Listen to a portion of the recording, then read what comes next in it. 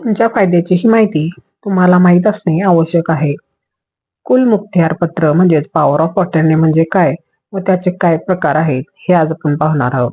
कुलमुखत्यार पत्र म्हणजे हे एक अत्यंत महत्वाचे कायदेशीर दस्तावेज आहे. सोप्या भाषेत सांगायचे तर जेव्हा एखादी व्यक्ती स्वतः उपस्थित राहू शकत नाही तेव्हा ती आपल्या वतीने निर्णय घेण्यासाठी किंवा व्यवहार करण्यासाठी दुसऱ्या व्यक्तीला लेखी अधिकृत करते. यालाच कुलमुखत्यार पत्र असे म्हणतात. कुलमुखत्यार पत्राचे दोन प्रकार पडतात. पहिला आहे सामान्य कुलमुखत्यार पत्र.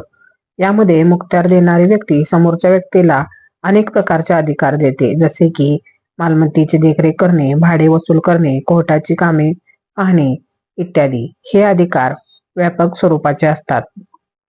पुढचा येतो विशिष्ट कुलमुखत्यार पत्र. हे एखाद्या विशिष्ट कामासाठीच दिले जाते.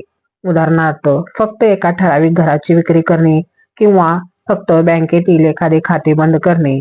ते काम पूर्ण झाले की हे अधिकार संपुष्टात आणले जाऊ शकतात. घर बसल्या खरेदी विक्री कशी होते?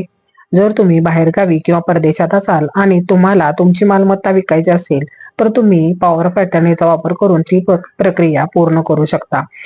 आहे विश्वासू व्यक्तीची निवड. मालमत्तेचे व्यवहार करण्यासाठी तुमच्या कुटुंबातील किंवा अत्यंत जवळच्या व्यक्तीला मुखत्यार म्हणून तुम्ही निवडू शकता. आहे मसुदा तयार करणे. वकिलांच्या मदतीने एक स्पष्ट मुखत्यारनामा तयार करावा लागतो. त्यात मालमत्तेचा तपशील आणि मुखत्यारधारकाला दिलेले नेमके अधिकार, उदाहरणार्थ सही करणे, पैसे स्वीकारणे, नोंदणी करणे स्पष्ट नमूद करावे. आहे नोंदणी. हा सर्वात महत्वाचा टप्पा आहे. भारतात असल्यास तुम्हाला जवळच्या दुय्यम निबंधक कार्यालयात जाऊन याची नोंदणी करावी लागते. मालमत्ता खरेदी विक्रीसाठी नोंदणीकृत पॉवर ऑफ अटर्नी असणे खूप महत्वाचे आहे.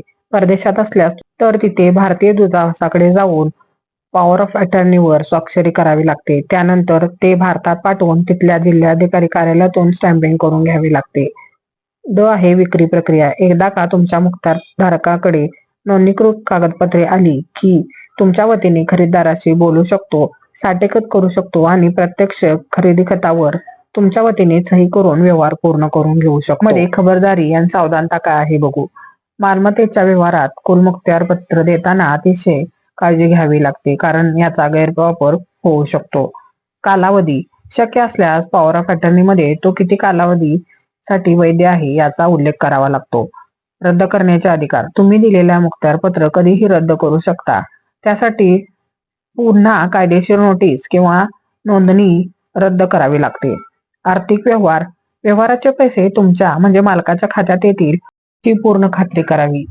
तुम्हाला हे माहित होतं का? कमेंटमध्ये नक्की सांगा. धन्यवाद.